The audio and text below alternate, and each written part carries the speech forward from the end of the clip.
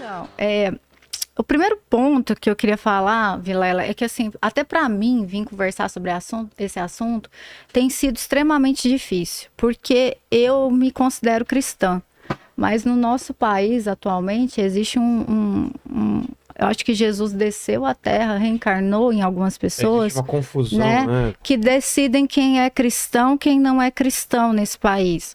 E, enfim, e para mim é muito difícil, porque debater esse assunto, ele vai, de alguma forma, colidir com a fé de alguém, de algumas pessoas, sobre interpretações e sobre tudo que a gente sabe que a religião trabalha. E é difícil para mim, porque eu não tô aqui para fazer ninguém medir a fé, nem pautar a Bíblia como algo, uma atrocidade, nem a religião, pelo contrário. Eu acredito que porque temos Estado laico, é que nós temos liberdade religiosa. E é por isso que eu vou continuar defendendo o Estado laico, como cristã, como uma menina que não nasceu num berço evangélico, mas cresceu num berço evangélico, vinda de um pai que era padre, de uma mãe que era espírita, e que a gente sempre conversou sobre essa liberdade religiosa no nosso país, que só é assegurada porque o Estado é laico. E as pessoas confundem mas não a ideia... é ateu, né? A ideia, exatamente. Na verdade, o Estado, ele não deve tomar partido de nenhuma religião e tomar partido de todas as religiões ao mesmo tempo, inclusive do ateísmo. Então, assim, eu dizer que o Estado é laico, as pessoas se confundem com a ideia de determinar uma religião dentro da sociedade. E a gente não faz isso, a gente não trabalha com isso. E as pessoas precisam entender isso. Foi em 1890 que o Estado brasileiro rompeu com a religião por um decreto de Rui Barbosa. E até então, no Brasil, até 1890, olha que interessante, existia liberdade de crença, mas não de culto no Brasil. Se você tivesse outra religião no Brasil, você só podia cultuar dentro da sua casa. Então, a partir de 1890, olha só quanto tempo nós estamos falando sobre essa ruptura entre Estado e religião, e que eu, como uma pessoa que estudou teologia, acredito que isso também tem sinais bíblicos. Quando o próprio Cristo fala, dai a César o que é de César e a Deus o que é de Deus, para que a gente não misture esses sistemas. E eu falo isso assim com muito respeito a todo mundo que pensa ao contrário. Eu sei que existem levantamentos hoje atuais, que a gente tem que acabar com a bancada X, que tem que acabar com a bancada Y, que pastor, que padre, que não sei quem não pode ser deputado, etc e tal. Eu não posso negar, no histórico jurídico do país, do mundo, que religião sempre foi base social. Eu sei muito bem que a religião... Exatamente, que religião sempre foi a principal pautadora de costumes. Crenças, gente, nada mais, nada menos do que costume. É um costume de um povo, é um costume de uma nação.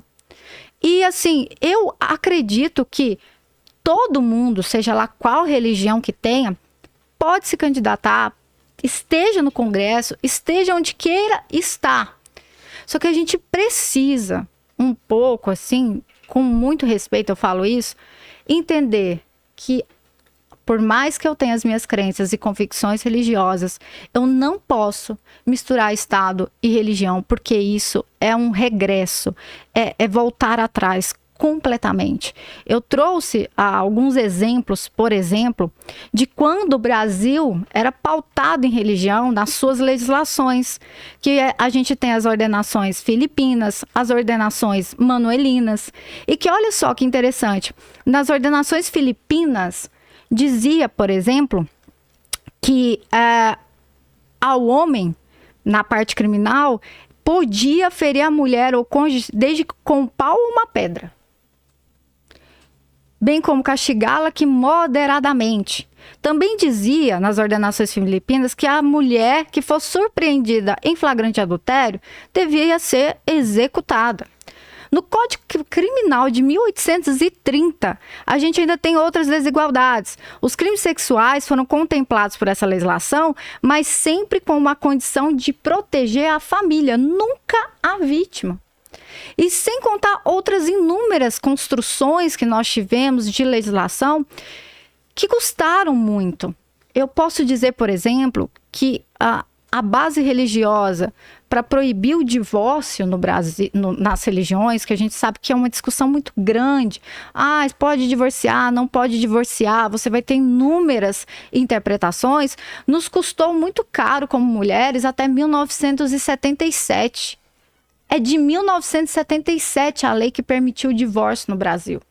Achei engraçado as pessoas falarem, o casamento antigamente durava mais. Da minha avó, lógico, não tinha direito ao divórcio, ia durar mais mesmo.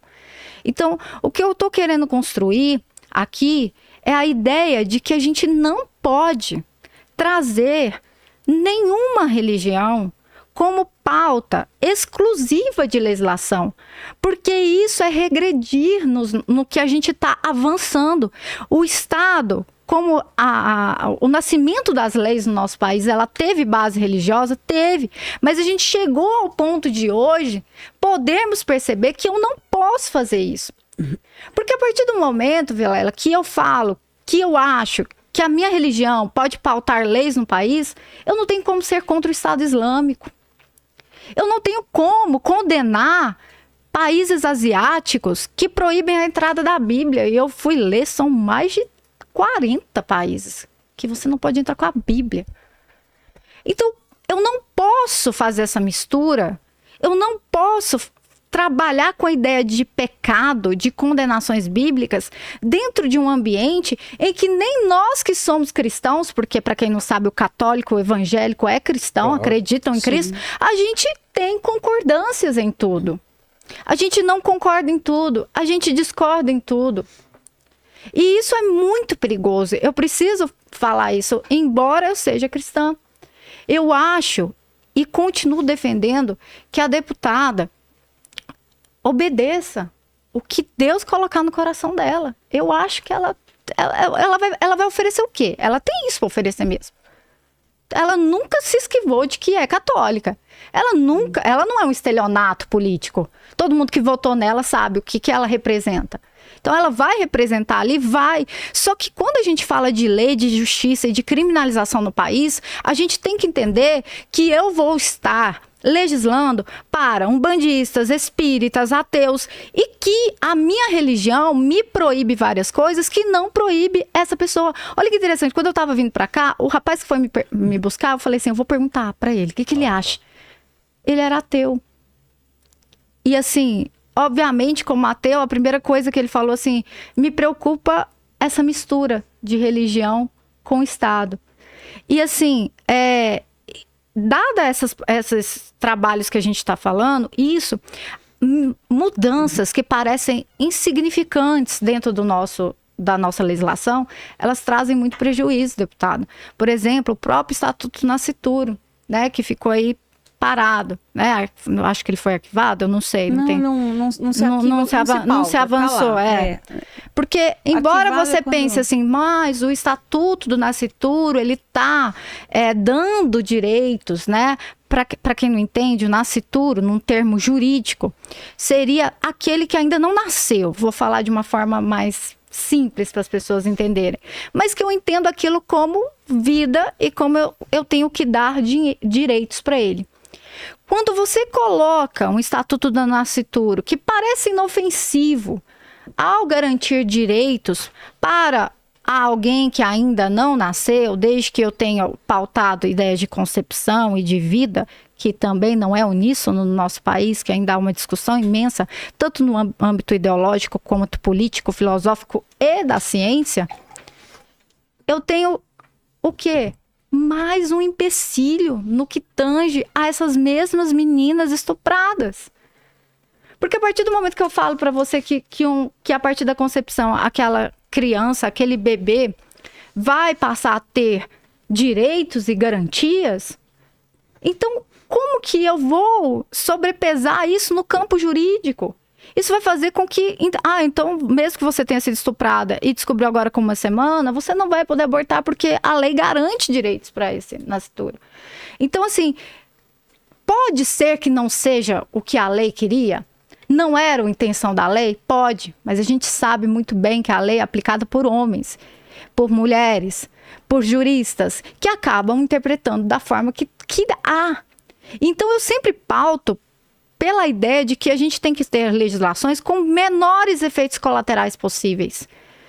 Quando a gente fala também, deputada, que a menina ela não vai ser infratora, que não é o Código Penal, eu acho muito desonesto falar isso. Não, tem que alterar. Eu deixei claro só fazer um parênteses, que ela tem que ser alterada, que hoje que a senhora deixa para interpretação. Uma frase que a menina ela não vai receber o Código Penal, é outra lei, né, como criminosa. Isso o próprio autor do PL, que eu não sei falar o nome dele, só falou, a menina ela não vai ser criminalizada porque ela vai receber uma medida socioeducativa. Não concordo nem com isso. Será que as pessoas têm noção do que estão falando? Mas é isso, eu quero deixar bem claro aqui meu posicionamento. Nem isso eu concordo. Mas é importante... Bem claro. Agora, o que você está falando, deixar essa mais enxuta a lei, mais clara, para ter menos interpretação... Efeitos colaterais. Totalmente favorável. Então, assim, Por isso que... Só parei de fazer isso. Por isso que eu, na discussão no comecinho, já deixei bem claro o meu posicionamento. Disse que para os líderes entraria com essa emenda, porque eu não concordo em nenhuma hipótese, nem ser considerada a menor infratora. Zero. Porque assim, zero. Eu preciso deixar claro e aproveitar esse espaço aqui, Vilela, para rebater essa fala que nós ouvimos essa semana. Porque assim, o Código Penal, ele coloca o menor de 18 anos como inimputável, mas você tem o ECA, que a partir dos 12 anos confere medidas socioeducativas de internação de até 3 anos. E será que as pessoas não sabem o que é um ambiente de internação para um adolescente em conflito com a lei? Você tem relatos de locais de internação, de ambiente de internação de menores, em que eles têm uma garrafa de água para tomar banho, para escovar o dente, para beber por dia. São locais completamente... Eu nem vou entrar nessa discussão acerca do sistema prisional, do sistema de menores do país, de reeducação, que hoje não precisa discutir isso. Todo mundo concorda que no Brasil não reeduca ninguém. Eu não preciso discutir isso. Eu estou falando de que no momento em que essa menina vai lá ser colocada como infratora por ter cometido um ato infracional análogo ao crime agora de aborto humanitário com essa qualificadora, ela entra dentro de crimes com violência, grave ameaça, ela vai dividir um ambiente de internação com pessoas que realmente cometem homicídio, que realmente cometeram latrocínio. E eu vou pôr essa menina para ficar lá 3 anos, porque vai depender da interpretação daquela pessoa que está lá. Hoje a deputada, mesmo sendo a favor, a favor do PL em partes, né, ela já botou o posicionamento dela, ela sabe que tem colegas que não recuaram na ideia que está ali naquele parágrafo. E se essa pessoa que não recua na ideia é exatamente o juiz que a sentencia? E aí deixar bem claro uma questão que pode se acontecer, e aí por isso que no começo do programa eu disse que nós temos que ter uma votação nominal, é porque em últimos casos, não ajustando, a gente não aprova. Entendeu? É o sim ou não para o final. Exatamente.